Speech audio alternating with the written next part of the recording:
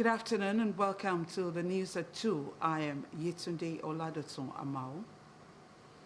President Bola Tinubu has signed into law a bill seeking to increase by 300% salaries and allowances for judicial officers.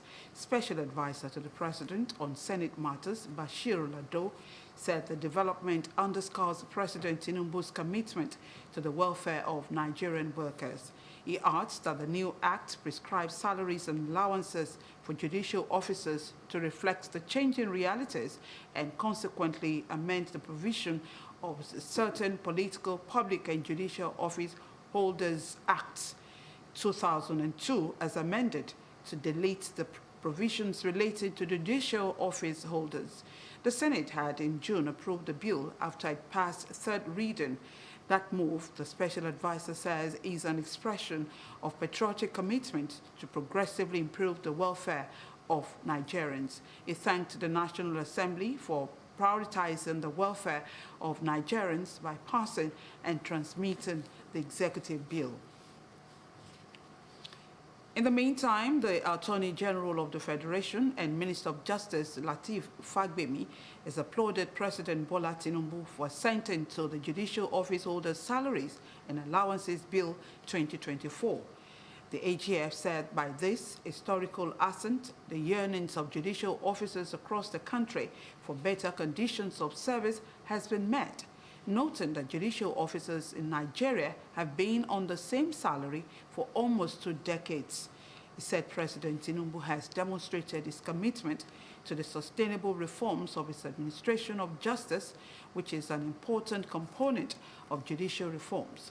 The AGF equally appreciates the 10th National Assembly for its concerns over the plight of the judiciary and judicial officers in Nigeria, as demonstrated by the speedy passage of the bill. The National Council of State has unanimously passed a vote of confidence on President Bola Tinubu, noting that any change of government has to be through the ballot and not through the barrel of gun or through insurrection or any other unconstitutional means.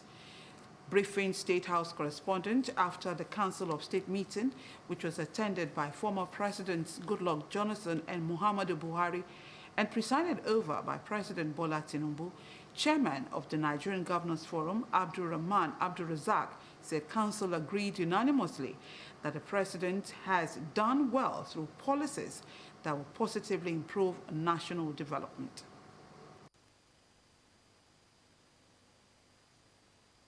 President Bola Ahmed Tinubu, GCFR, Commander-in-Chief of the Nigerian Armed Forces.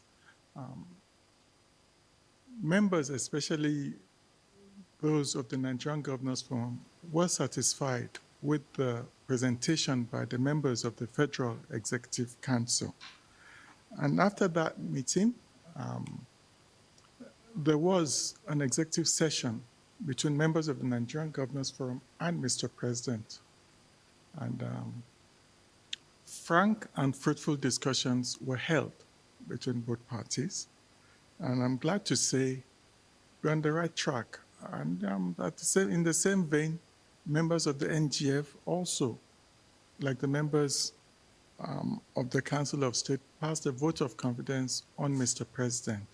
We also wished him well and prayed for God's guidance for him. The meeting also briefed that the National Security Advisor, Nuhu Ribadu, assured Nigerians of the readiness of all security agencies in the country to secure the territorial integrity and to protect Nigeria's democracy. He gave the assurance while addressing Council of State meeting. The National Security Advisor also was on hand to present the security situation of the country, and he did inform the Council of State, about the pre, during, and post events of the last protest, which I do not call a protest. I call a movement to effect a change of regime by force, which was also resisted. And so, the Council thanked Nigerians at large for resisting any unconstitutional move to change government. If anybody is not satisfied with the government, any current administration, there's always an election coming. So you wait for election and cast your vote the way you deem fit. The Minister of Finance and Coordinating Minister of the Economy, Wale Edu, also provided an update on the state of the economy under the leadership of President Bola Tinubu. The Central Bank of Nigeria has reintroduced the publication of several key economic reports, reaffirming its commitment to fostering transparency and accountability in the economy. Acting Director, Corporate Communications, Akama Ali, said the report, including the Purchasing Managers Index, Business Expectation Survey, Inflation Expectation Report, and other macroeconomic indicators, will provide stakeholders with timely and accurate insight into the country's economic performance. It says the reintroduction of these reports, which is part of ongoing data enhancement initiative within the CBN, aims to ensure that the public, policymakers, and business community have access to essential economic indicators. The initiative will also enhance transparency, promote informed decision-making, and support economic growth. The CBN encourages economists, analysts, investors, the media, and the public to use these reports to gain a more comprehensive understanding of Nigeria's economic dynamics, which fosters a more inclusive economic discourse. Governor Babajide Sanwo-Olu has encouraged Lagosians to engage more in agriculture to address the food challenges in the country. He made this known at the 11th summit of the Association of Lagos State Retired Heads of Service and Permanent Secretaries, Hala Ops. Correspondent Olubukola Akikolusho reports. Association of Lagos State Retired Heads of Service and Permanent Secretaries, HALA-HOPS, is Agenda for Sustainable Development and Food Security. The summit seeks to address the crises and disasters, both natural and man-made, which has threatened the availability and sustainability of food supply. With the migration of Nigerians into Lagos State, the state is faced with various challenges. Therefore, government must be strategic in the planning and execution of its policies in food security. On the part of government, Governor Babajide Sanwo-Olu, represented by his deputy, Dr. Obafemi Amzat, says the state is involved in various collaborations with other states and practicing other food value chains to address the challenges. I recall seeing a news watch magazine in 1982 that says the corruption in the importation of wheat in 1982. So for 60 years, we've been importing wheat as a nation. We were importing chicken and even egg at a time. Is it that our own chicken forgot how to lay eggs? So I think at the time we just forgot what is important as a people. And we were just worrying about oil. Unfortunately, we can't change that oil. He also calls for partnership with key stakeholders. So strategic up-country partnership with different states in areas where we think we don't have competitive advantage. The head of service, Bode Agu, says achieving food security in Lagos State involves addressing multiple dimensions, which necessitates improving agricultural productivity, reducing food wastage, enhancing supply chain efficiency, and ensuring that the most vulnerable population is accessible to affordable and nutritious food. I just say that public servants should not wait till they are retired before engaging in agriculture. The law does allow you as public servants to engage in agriculture.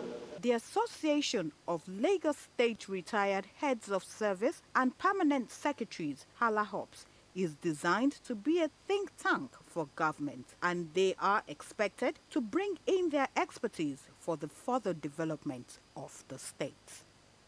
Olubukola Akikolusho, LTV News.